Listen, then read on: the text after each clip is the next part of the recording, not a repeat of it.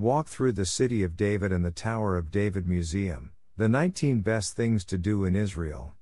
If you're an archaeology buff, the City of David, just outside Jerusalem's old city walls, is a must-see.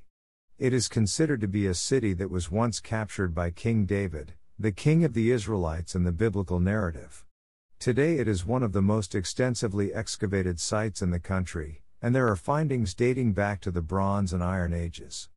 Some of the remains worth seeing include Hezekiah's water tunnels, which you can splash through, and the Siloam Pool.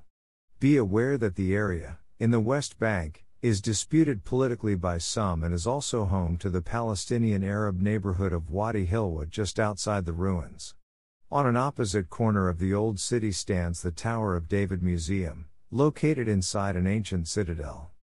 The museum tells the story of David's time and also has an impressive sound and light show on the stone walls at night.